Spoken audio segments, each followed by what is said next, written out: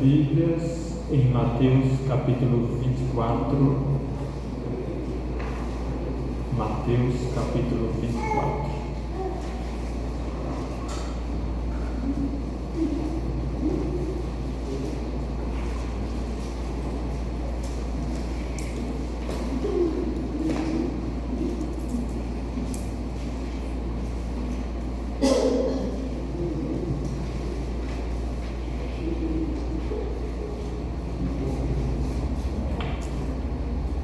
Nos dias de Noé,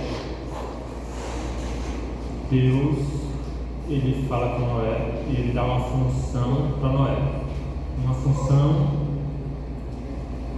como eu posso dizer, uma função de louco. Deus diz a Noé: você vai ser o louco no meio da sociedade, no meio do mundo, você vai ser o louco. E de fato foi disso que ele foi chamado. Ellen White é bem clara em dar os pormenores, e Ellen White diz que todos chamavam ele de louco, de lunático e de radical.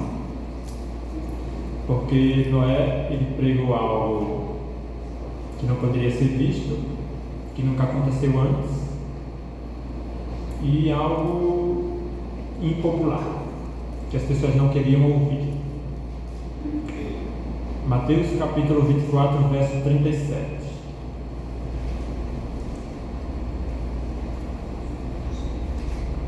Jesus, ele diz, no verso 37, pois assim como foi nos dias de Noé, assim será também na minha vida. Pois assim como nos dias anteriores ao dilúvio, comiam e bebiam, casavam e davam-se em casamento, até o dia em que Noé entrou na arca. Mas eles não perceberam que Noé entrou na arca, até que veio o dilúvio e os levou a todos. Assim será também a vinda do Filho do Homem. Então Jesus está dizendo que, como nos dias de Noé, que ele pregou uma coisa sem sentido para aquela multidão, e ninguém acreditou nele, e ele era visto como radical, assim vai ser antes de Jesus voltar. Jesus disse que as pessoas elas comiam e bebiam, casavam-se e davam-se em casamento. Abram em Gênesis capítulo 6.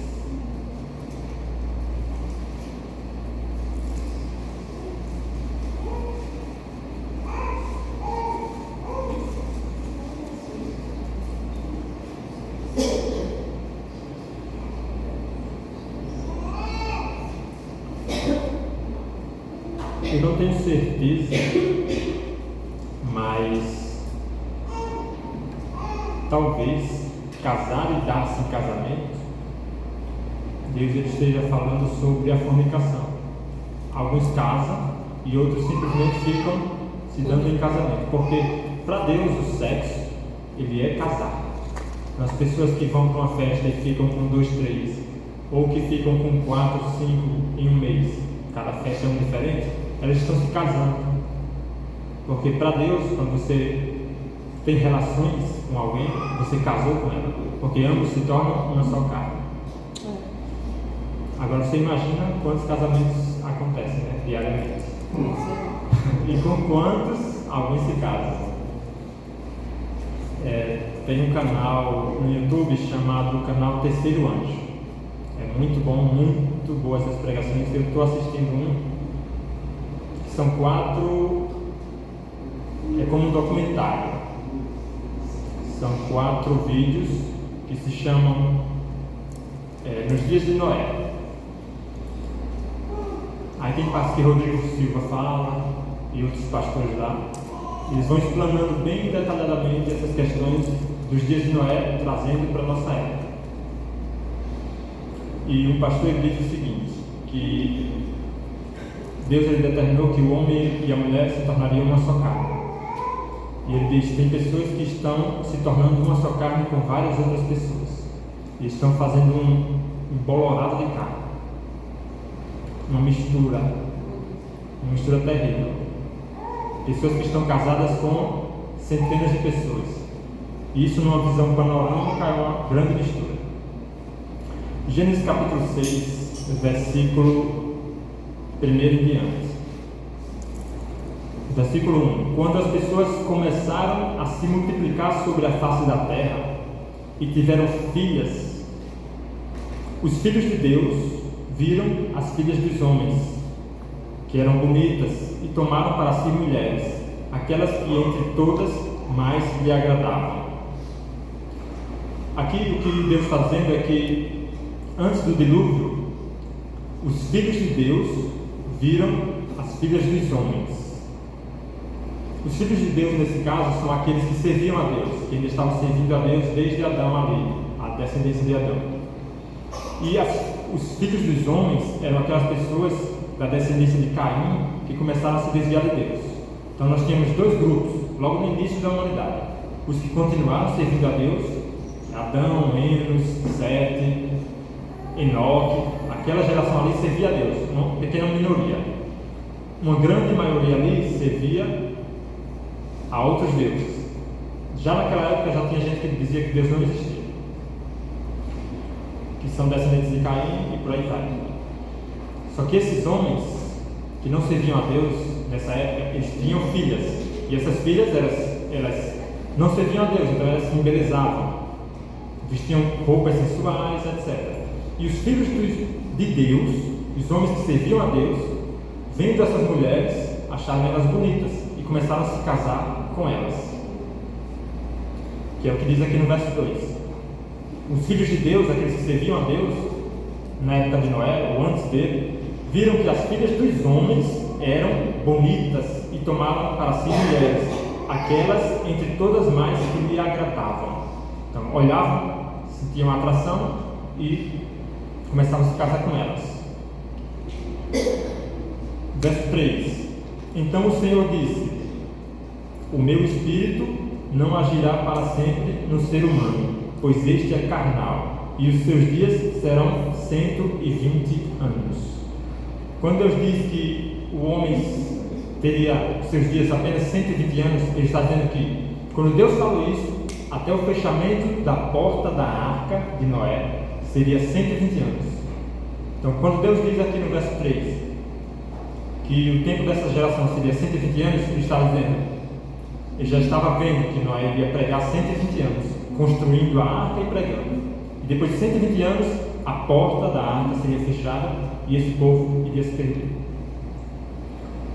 Verso 4: Naquele tempo havia gigantes na terra, e também depois, quando os filhos de Deus possuíram as filhas dos homens, as quais lhe deram filhos, estes foram valentes, homens de renome na antiguidade. O Senhor viu que a maldade das pessoas havia se multiplicado na terra, e que todo o desígnio do coração delas era continuamente mau. Quando os filhos de Deus eles se relacionaram com essas mulheres que não serviam a Deus e tiveram filhos, esses filhos já não eram criados no caminho do Senhor. Então aqui Deus diz que o pensamento dessas crianças, eles já cresciam com um pensamento mau. Por quê? Porque eles não eram mais ensinados por Enoque, por Sete, por Enos, por Adão. Não. Eles agora eram ensinados por esses homens e mulheres, os pais deles, que já não estavam mais servindo a Deus. Essas crianças, elas cresciam com a mentalidade má. Então, o que está dizendo aqui, no verso 5, no finalzinho, diz que todo o desígnio do coração delas era continuamente mau.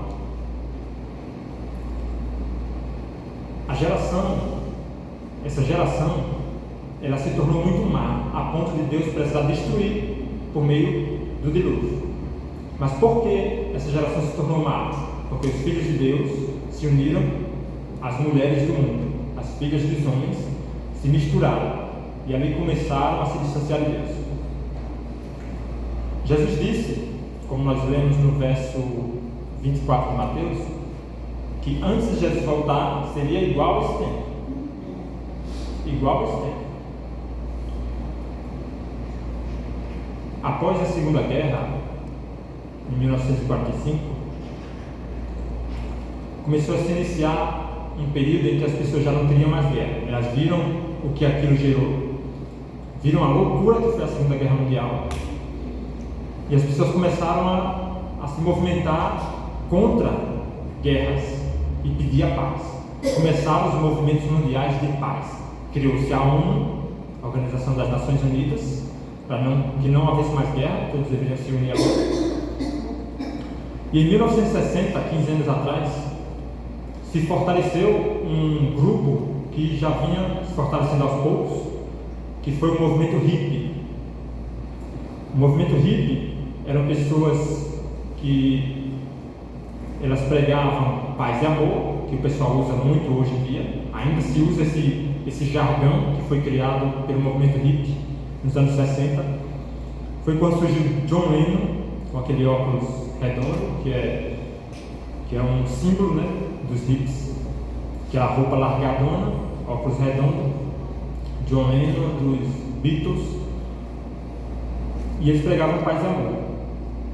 E não só isso, os hippies e esse movimento paz e amor pregavam sexo livre, poderia viver do tempo que quisesse, eles andavam pelo mundo, eram nômades.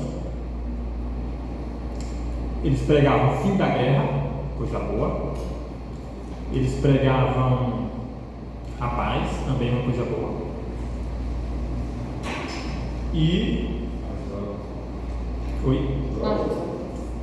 a liberdade geral. Cada um pode fazer o que quiser da vida. E esse movimento continua até hoje. Então eles usavam drogas, os Beatles usavam drogas, todas as bandas de rock e pop. E esse movimento ele foi crescendo. Essa geração, a partir dessa geração dos hippies, claro que sempre houve a maldade no mundo, mas esse movimento hippie ele está dentro do período final, né, que começou em 1844. E esse movimento que chega em 1960, ele começa a fazer o que aconteceu nos tempos de Noé. Os filhos de Deus, eles começam a se unir, as filhas dos homens. E agora nós temos as uniões. E a geração que nasceu década de 60, década de 70, década de 80, década de 90. São gerações que eles começam a crescer dentro desse movimento. Essas crianças já não são ensinadas no caminho de Deus. Quando a gente vê os filmes, por exemplo, filme de época, a gente vê muito famílias indo à igreja. Era normal, era comum pessoas serem cristãs, era muito comum. Isaac Newton era cristão. E tantos outros cientistas da época, a maioria era cristão. Hoje em dia é o inverso. Cientistas geralmente é ateu, mas na época não. Quando a gente vai para o passado, 100 anos atrás, existia muito isso de igreja. As pessoas iam muito à igreja, era comum. Com esses movimentos, foi diminuindo. Essa questão da igreja foi diminuindo. As crianças que nasceram dessa época, que hoje são adultos, são pessoas que, como Gênesis diz, que têm um coração mau e seus pensamentos geralmente são pensamentos maus. De contínuo eles pensam em perversidade. É justamente o que aconteceu nos tempos de Noé. As crianças, elas foram fruto de pais devassos e as crianças foram crescendo por 120 anos. E quando chegou na época final, quando a arca deveria ser fechada, após 120 anos, essas crianças tinham 120 anos, eram os perversos da época de Noé. E agora nós temos os perversos da época da volta de Jesus, que é essa época atual.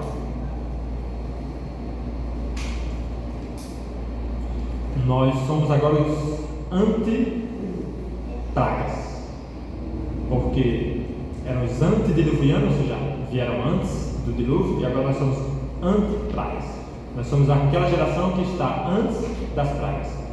As pragas, as 7 pragas de Apocalipse, é o que vai varrer a terra e vai atingir todo mundo. Mas os filhos de Deus estarão protegidos. Na época de Noé, o dilúvio veio e arrastou muitos. E Noé e sua família estavam ali dentro da arca protegida, após o fechamento da porta da arca. 2 Timóteo, capítulo 3, vamos abrir.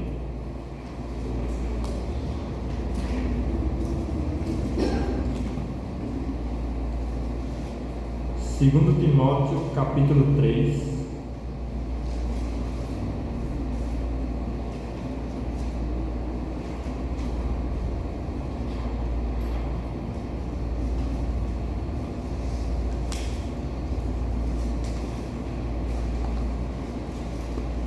A partir do primeiro versículo.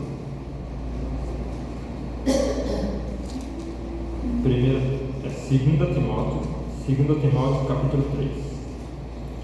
A minha Bíblia tem um título, né? Esses títulos que ficam em cima, em destaque, eles não fazem parte da Bíblia, não foram escritos pelos apóstolos. Mas aqui diz: os males e as corrupções dos últimos dias. É um título que os historiadores eles acabam dando para ficar mais fácil, né? De compreender o contexto do que está escrito. Os males e corrupções dos últimos dias. São os dias que estamos vivendo hoje. Versículo 1. Mas você precisa saber disto: nos últimos dias sobrevirão tempos difíceis, pois os seres humanos serão egoístas, avarentos, orgulhosos, arrogantes, blasfemadores, desobedientes aos pais, ingratos, ímpios, sem afeição natural, implacáveis, caluniadores, sem domínio de si, cruéis, inimigos do bem, traidores, atrevidos, convencidos, mais amigos dos prazeres do que amigos de Deus, tendo forma de piedade, mas negando a Deus o seu poder. Ou melhor, tendo forma de piedade, mas negando o poder dela, o poder da piedade. Eles têm a forma de piedade, mas não exercem. O que Paulo está dizendo aqui é o que Jesus disse em Mateus 24, o que vai ser nos últimos dias, igual ao tempo de Noé, homens maus. No versículo 3 diz: sem afeição natural. Sem afeição natural. Paulo, em outros momentos, ele fala homens que seguiram o caminho contra a natureza, contra a própria natureza, homens com homens, mulheres com mulheres. E também, sem afeição natural, é uma afeição, um amor que não é natural. É uma pessoa que vai para uma festa e fica com qualquer um. Então, eles dizem que isso é amor, é paixão, é uma afeição, mas ela não é natural, como diz aqui no verso 3. Essa é a geração atual em que vivemos. Consequência disso, a gente vai seguir um pouquinho à frente, alguns versículos, e vamos para o verso 12. Ainda em 2 Timóteo capítulo 3, avança para o verso 12. Qual é a consequência disso tudo? Diz assim: na verdade, todos os que querem viver piedosamente em Cristo Jesus serão perseguidos. Quando nós paramos no verso 5, Paulo disse assim: tendo forma de piedade, esses aí, os ingratos, os traidores, os atrevidos, os que não têm domínio de si, os que só amam prazeres, mas não são amigos de Deus, eles têm forma de piedade, mas negam o poder da piedade. Eles têm forma de piedade. E aqui no verso 12, falando do povo de Deus agora, já falou do povo do mundo, agora vai falar do povo de Deus. Verso 12. A consequência disso tudo: na verdade, todos os que querem viver piedosamente em Cristo Jesus serão perseguidos. A partir do momento que você passa a viver piedosamente em Cristo Jesus, você é perseguido, porque você começa a falar a verdade sobre todo esse tema do que o mundo se encontra hoje. Essa é a consequência. Se a gente não está se sentindo perseguido, algo está errado. Se você não está sendo perseguido, algo está errado. Porque a tendência natural é que nossos vizinhos, nossos amigos, nossos colegas, eles não gostem de nós, porque o mundo ele não gosta de ser repreendido, muito menos pela Bíblia. Isso a gente vai ver com certeza mais claramente quando descer a chuva serôdia. Aqueles que estiverem sendo fiéis e que estiverem pedindo a Deus a chuva serôdia, o Espírito Santo, Eles vão receber o Espírito Santo e eles vão agora falar com toda a intrepidez. E as pessoas odiarão essas pessoas que falam a verdade. Então serão perseguidos. Eu e você, nós temos que estar dispostos a ser perseguidos. Jesus foi perseguido, os apóstolos foram perseguidos, Noé foi perseguido. Todos que servem a Deus são perseguidos. Elias, o grande Elias, que fez grandes milagres, quando a gente lê a história de Elias só está se dando mal, sendo perseguido todo o tempo pela nação de Israel, por Acabe, o rei, Jezabel. Elias tem que fugir, Elias tem que fazer isso, aquilo, mas Deus, ele sempre está ali com Elias. Mas para o mundo, Elias não passa de um perturbador de Israel. Nós vimos como o mundo está, nós vimos a consequência, nós seremos perseguidos, ou somos. Quanto mais perto de Cristo você estiver, quanto mais fiel, quanto mais você trabalhar na obra de Deus, não aqui dentro da igreja, mas ali fora, mais você vai ser perseguido. Quanto mais próximo de Cristo você estiver, mais perseguido você será. E qual a solução? A solução a gente vê um pouquinho mais adiante. Versículo 14. Quanto a você, permaneça naquilo que aprendeu e em que acredita firmemente, sabendo de quem você o aprendeu, e que desde a infância você conhece as sagradas letras, que podem torná-lo sábio para a salvação pela fé em Cristo Jesus. A solução é conhecer as sagradas letras, conhecer as Escrituras. A solução é ler a palavra de Deus, estudar a palavra de Deus. Por quê? Porque podem torná-lo sábio para a salvação. Verso 15. O estudo da palavra de Deus pode torná-lo sábio para a salvação. Verso 16. Toda a Escritura é inspirada por Deus e útil para o ensino, para a repreensão, para a correção, para a educação na justiça, a fim de que o servo de Deus seja perfeito e perfeitamente habilitado para toda boa obra. Amém. Tudo isso que foi falado aqui, verso 14 ao verso 17, Paulo está falando aqui da palavra de Deus, estudar a palavra de Deus. Um cristão que não estuda a palavra de Deus, que não tem conhecimento, ele está correndo sérios riscos. No tempo de Noé, Deus deu 120 anos para ele se arrepender. Então Noé, ele pregou. Enquanto Noé pregava, ele construía a arca. Ellen White diz, num livro Patriarcas e Profetas, que no início eles ficaram com medo, eles acreditaram, e muitos daqueles homens, alguns até gigantes, de 3, 4 metros, na época eles viviam em torno de 700 a 900 anos. Se eu não me engano, Noé morreu com 900 e alguma coisa. E nessa época, os homens tinham maior estatura, eram muito mais altos e viviam muito mais anos. E muitos ajudaram Noé a construir a arca. Mas no passado tempo, imagine você que Noé disse que havia um dilúvio e nunca havia chovido. Mas não só isso, o dilúvio ia destruir tudo e quem não entrasse na arca não se salvaria. Aí você imagine passar 1 ano e nada acontecer. Aí passa 2 anos e não acontece nada. 3 anos, 4 anos, 10 anos, 20 anos, 50 anos, 100 anos e nada acontecia. Nem chovia, porque na época nunca havia chovido. Então tinha um orvalho leve que caía do céu de madrugada e regava a terra, mas não chovia. Tudo bem que eles viviam 800, 700 anos, 900 anos nessa época, mas passaram-se 120 anos. 120 anos dentro de 900 vai dar em torno de 60%, 70%. É como se, para nós que vivemos hoje 90 anos, digamos, né? É como se tivessem passado 12 anos. Agora imagine alguém pregar para vocês que vai cair fogo do céu e destruir todo mundo, e a gente tem que se proteger. Mas aí passar 12 anos essa pessoa pregando.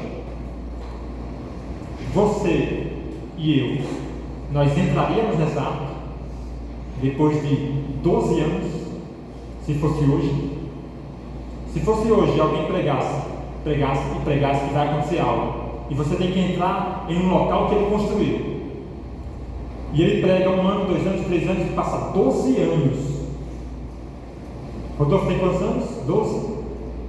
Imagine só, uma criança crescer 12 anos, e o cara está ali pregando. Você e eu entraríamos na arca? Você, na época de Noé, você teria entrado na arca? Se você teria entrado na arca, por que aquela multidão não entrou? Parece que nós não acreditamos tanto assim que vai ter esse dilúvio. Parece que nós não acreditamos tanto assim que a porta da graça vai se fechar e quem estiver dentro vai se salvar. E vai vir um dilúvio chamado 7 pragas do Apocalipse. E o Espírito Santo vai sair. Quando a porta da arca ela se fechou, o Espírito Santo deixou de atuar naquelas pessoas. Começou a chover, eles correram para a arca. Começaram a bater na arca. Só que a porta já estava fechada. E eles não puderam mais entrar. Da mesma forma, desde 1844 é pregado a vinda do juízo, como está em Apocalipse.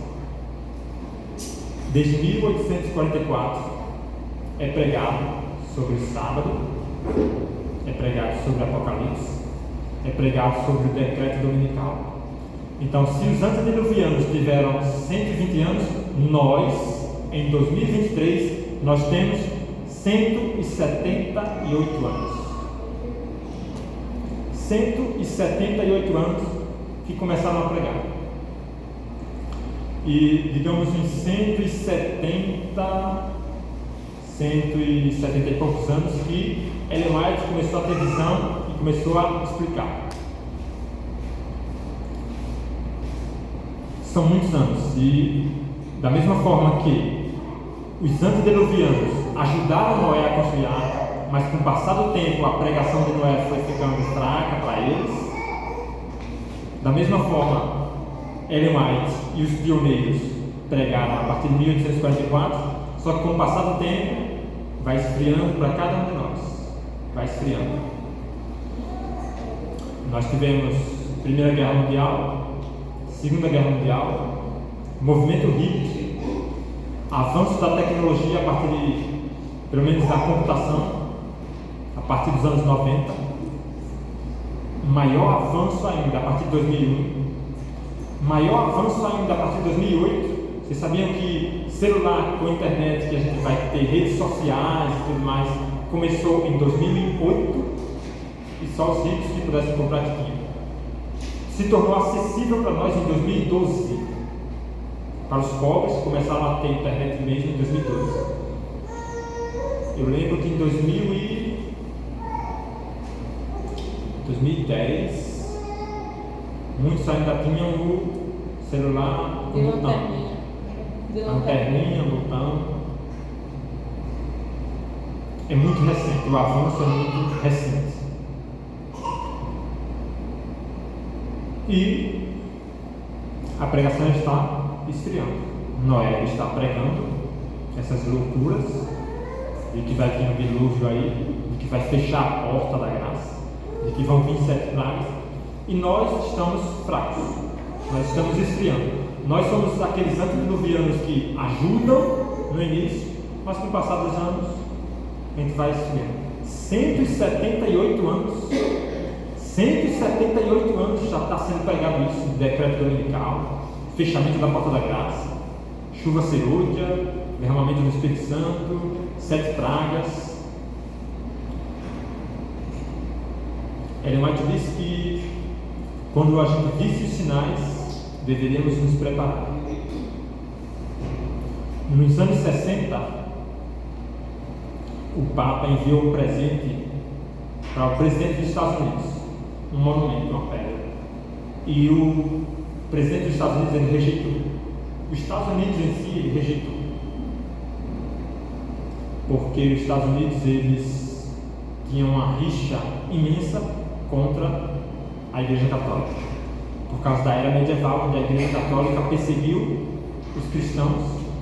Então eles fugiram da Inglaterra em 1400 alguma coisa. Na verdade vieram para os Estados Unidos no navio Mayflower. Os que colonizaram os protestantes fugiram dos Estados Unidos por volta do século XVI.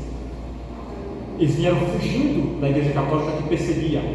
E quando eles estabeleceram a República nos Estados Unidos, em 1755, se não me engano, eles disseram: perseguição à igreja nunca mais. E os Estados Unidos ele cresceu, ele nasceu em 1755 como um estado protestante. Para a gente ter uma ideia, só recentemente, só com John Kennedy, primeiro presidente dos Estados Unidos católico, era só protestante, não tinha católico. Congresso americano, só protestante, não tinha católico. Então, quando os Estados Unidos ele ganhou a independência, que era a colônia da Inglaterra, eles colocam na Constituição dos Estados Unidos: liberdade religiosa total, não pode haver perseguição. Mas começaram a haver brechas e mais brechas. O primeiro Papa a pisar nos Estados Unidos, se não me engano, foi João Paulo II, década de 80. Primeira vez que um Papa entra no Congresso americano e discursa no Congresso americano. Vocês sabem qual foi o primeiro Papa que entrou no Congresso e discursou no Congresso americano? Papa Francisco. Foi o primeiro Papa que entrou no Congresso americano. Tem um vídeo, 2015, se não me engano. Está lá o vídeo na internet. E todos aplaudiram ele depois do discurso, se não me engano, 5 minutos, todos de pé. E está lá o Papa Francisco, aqui o púlpito do Congresso, e todos os deputados, senadores, aplaudindo o Papa. O primeiro Papa a pisar no Congresso. Na Casa Branca não. A Casa Branca, se não me engano, foi João Paulo II. Mas no Congresso, porque o Congresso é onde estabelece as leis, é onde tinha toda essa rixa com a perseguição da Igreja Católica da era medieval. As portas elas foram abertas. Hoje, o Tribunal de Justiça dos Estados Unidos, ele é composto de mais católicos do que protestantes. Na primeira vez na história. É o TJ, como se fosse aqui, né? Tribunal de Justiça, que é o máximo, é o Supremo dos Estados Unidos. Pela primeira vez tem mais católicos do que protestantes. E Ellen White dizia isso em 1900, quando era ridículo. Em 1900, quando Ellen White pregava que ia sair um decreto nos Estados Unidos apoiando a Igreja Católica, o domingo da Igreja Católica, quando ela escreveu O Grande Conflito, quando Ellen White escreveu isso, os Estados Unidos odiavam a Igreja Católica. Era a maioria protestante. Tanto no Congresso só tinha protestante, não tinha católico. Presidente só protestante, não aceitavam católicos. Era ridículo na época de Ellen White. Mas ela escreveu O Grande Conflito. Esse livro que a gente distribuiu, saibam que ele foi escrito entre 1800 e pouco, 1890 e pouco, a 1909, mais ou menos. É isso? PH. Mais ou menos nessa faixa aí. 1910, digamos assim. Nesse período, foi escrito esse livro que a gente lê, O Grande Conflito, que a gente distribui. Na época que Ellen White escreveu, era ridículo você dizer que os Estados Unidos vai apoiar o Vaticano, vai apoiar Roma. Era ridículo. Ellen White diz lá que os Estados Unidos dá a mão por cima do abismo à Igreja Católica. Eles vão se unir. Roma, Estados Unidos. Ellen White diz que quando isso começasse a acontecer, é porque o fim estava chegando.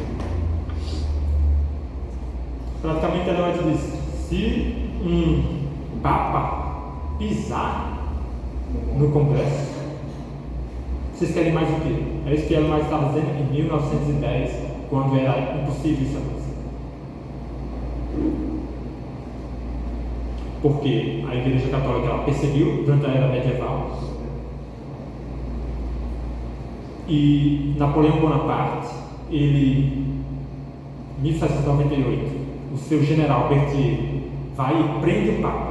E o Papa é preso em 1798. Isso não é Bíblia, isso é história. Você pega um livro de história que os ateus escreveram, é história, o que aconteceu na história da humanidade. E está lá escrito: o Papa foi preso em 1798. Dessa época em diante, 1798, quando Napoleão Bonaparte prendeu o Papa e o Papa morre, o Papa Pio VI, ele morre na prisão, na França. Dessa época em diante, o papado perdeu o seu poder. Ele dominava o mundo e deixou de dominar. E era nessa época que, na época de Ellen White, por exemplo, que não se aceitava perseguição, não se aceitava Papa pisar nos Estados Unidos, não se aceitava. Os sinais estão aí e são muitos, né? Existem cidades, inclusive no Brasil, que já guardam um domingo climático, um domingo para salvar o planeta Terra. Papa Francisco, na sua encíclica papal de 2015, ele escreve que o domingo é o dia do Senhor, que deve ser guardado, e o domingo é o meio para salvar o planeta. O mundo precisa de um lockdown, parar aos domingos, e isso ajudaria a salvar o planeta, como ajudou durante a pandemia, que o mundo parou e os rios eles começaram a ficar mais limpos, etc. A poluição diminuiu durante o lockdown da pandemia. Então já tem essa ideia. Vamos santificar o domingo em favor de salvar a natureza. Domingo climático, domingo verde, isso aí já está aí, só você pesquisar. Não é teoria da conspiração. Se você digitar domingo climático, domingo verde, domingo da família, você vai ver que já há movimentos, já existem cidades, existe inclusive uma cidade, não sei se é a capital da Inglaterra, que não pode mais abrir nada no domingo. Eles vão todos para a igreja católica no domingo. E já existem cidades espalhadas por todo mundo já guardando. Ellen White disse num livro O Grande Conflito, na época que isso era impossível de acontecer. Ela disse: os países começarão a guardar o domingo, a santificar e a proibir de se trabalhar no domingo. E Ellen White disse que quando os Estados Unidos ele decretasse que o domingo é um dia para se parar e eles santificassem o domingo, esse seria o grande sinal. Só que na época dela isso seria ridículo.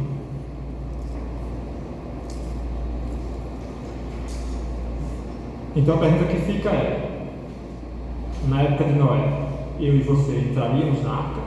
Ou teria entrado só Noé e os seus 3 filhos e as esposas? E a esposa de Noé? Só os 8. Eu e você, no tempo de Noé, nós teríamos entrado na arca?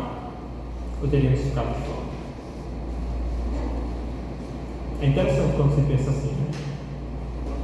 E Jesus disse que no tempo atual, antes da vinda dele, seria exatamente igual. Haveria a pregação, mas muitos iriam se esfriar e poucos entrariam pela porta.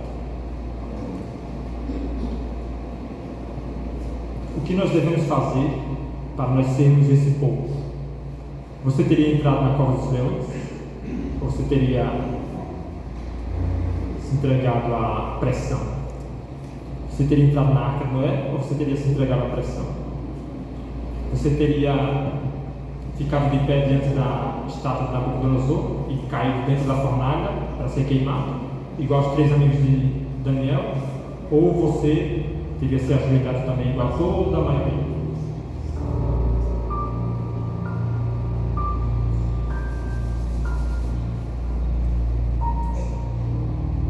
Será que nós estamos preparados? Será que hoje nós seríamos aqueles que realmente receberiam a chuva serôdia e quando a porta da graça se fechar, nós seríamos os que estaríamos com Cristo? Ou seremos aqueles que receberão as pragas sobre si, as 7 pragas? Seremos aqueles dos quais o Espírito Santo vai sair? Ou seremos aqueles que irão sofrer a pressão? Seremos aqueles que irão aceitar perder o emprego? Você já se imaginou? Sair daqui agora e você não tem emprego, não tem comida em casa, o que você faria? Iria para a rua pedir?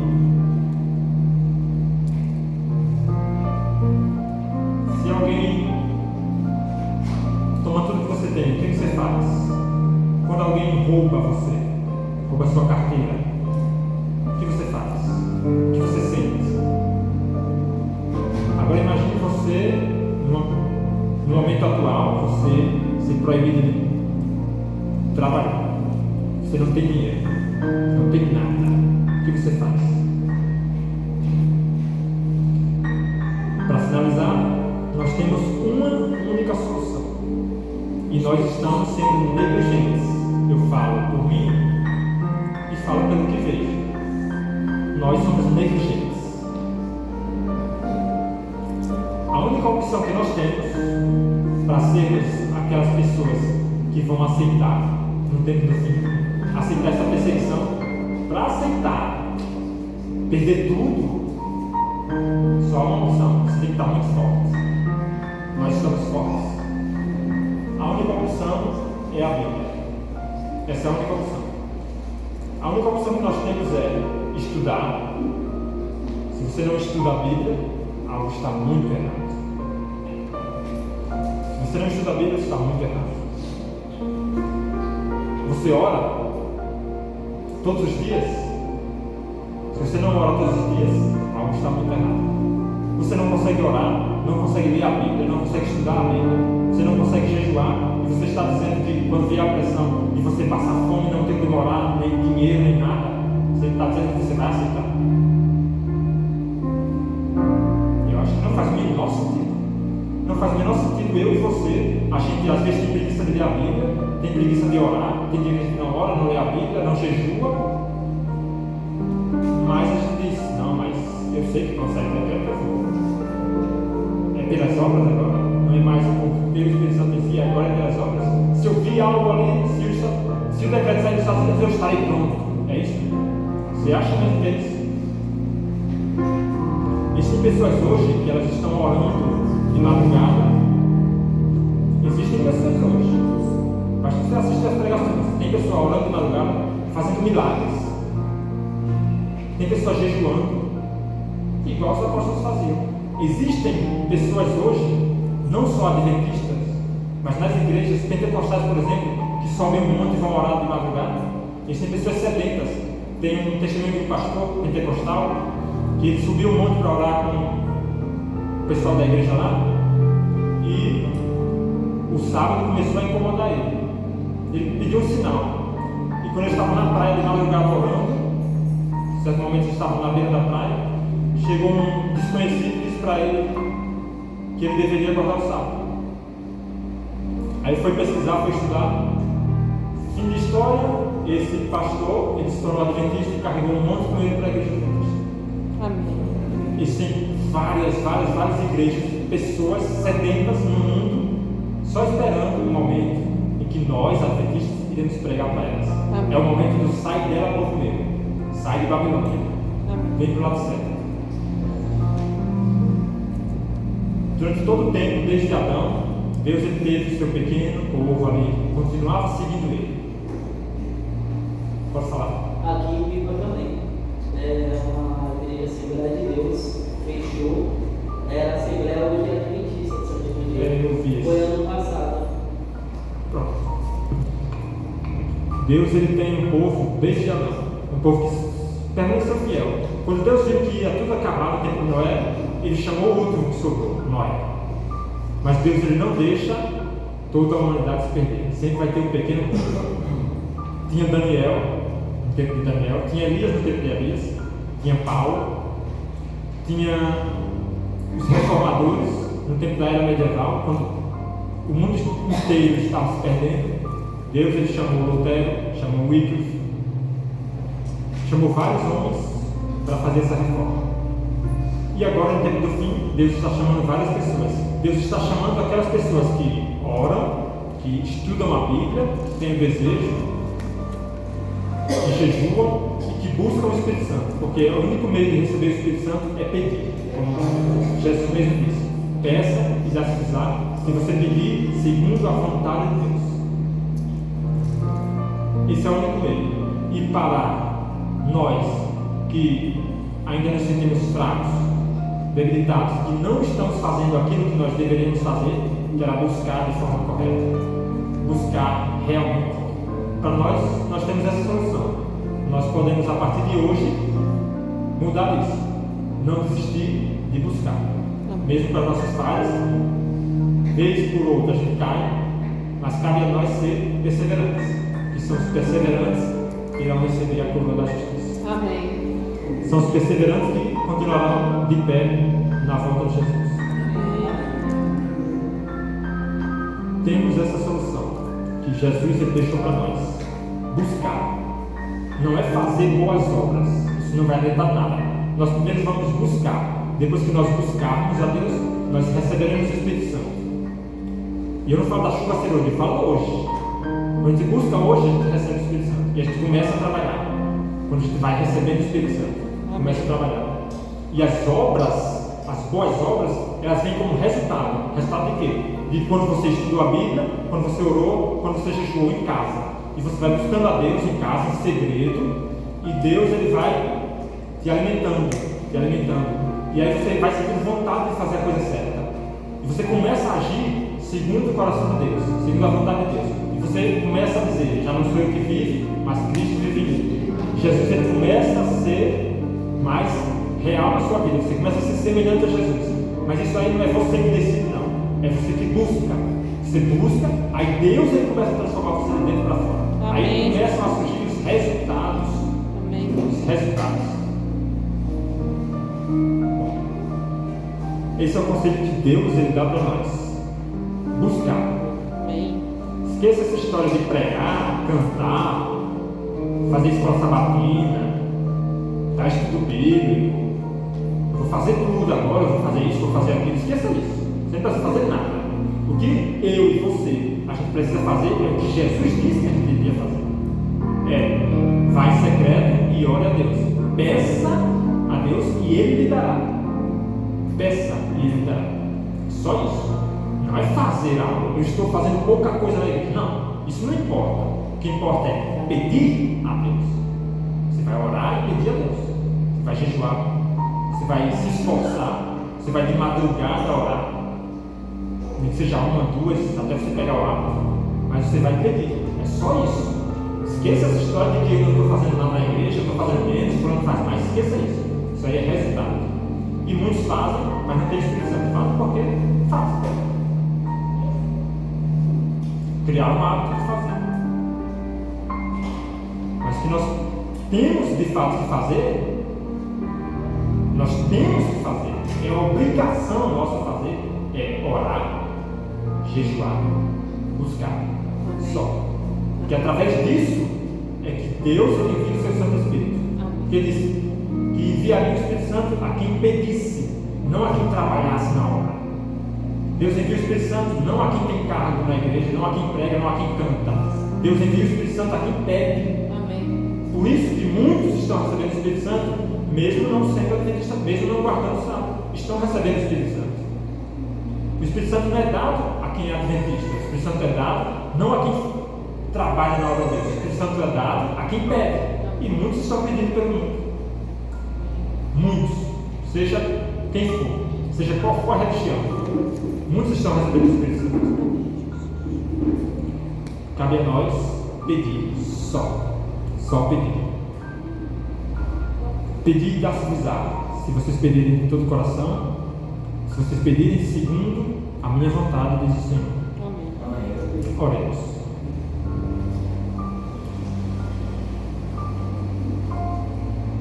Pai, nós pedimos que o Senhor coloque em nós, o Senhor unicamente coloque em nós o desejo de te buscar.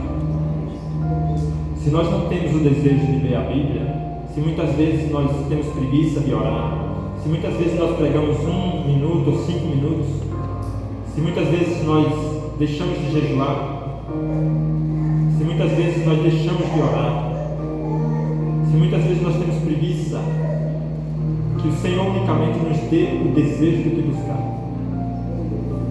Nós hoje te pedimos que o Senhor nos presenteie com o desejo de buscar o Senhor.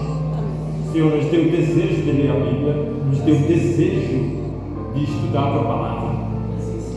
Dê-nos o desejo de orar toda a madrugada, dormir cedo para poder acordar cedo, como Jesus fazia, que o sol nunca pegou ele desprevenido. O sol sempre nasceu pegando Jesus de joelhos. Ele sempre se ajoelhava antes do sol nascer. Que isso seja exemplo para nós, que Ele, tão poderoso, precisava disso diariamente, que nós saibamos que nós também precisamos, muito mais do que Ele. Que nosso Senhor seja exemplo para nós, que nós façamos da sua vida, das suas atitudes, a nossa vida e as nossas atitudes. Mas se hoje somos falhos, Senhor, então que o Senhor nos dê esse desejo de te buscar. Te buscar de todo o nosso coração.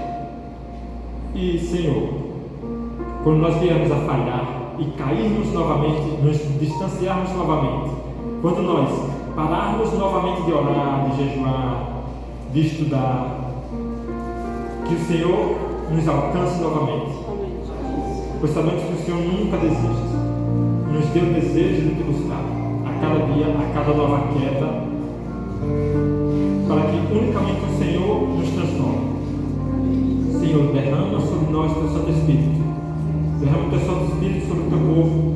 Cura o Teu povo das enfermidades físicas e principalmente das enfermidades espirituais e emocionais. Que o Senhor nos dê o Teu Santo Espírito, meu Pai, nós te suplicamos. Te pedimos que perdoes os nossos pecados. Te pedimos o Espírito Santo sobre nós, sobre a Tua igreja, sobre a Tua liderança, sobre os Teus pastores, sobre o Teu povo espalhado por esse mundo, em todas as religiões. Que o Senhor derrame sobre nós o Teu Santo Espírito. Nós te suplicamos unicamente nos méritos do sangue do nosso Senhor Jesus Cristo, que se sacrificou por cada um de nós.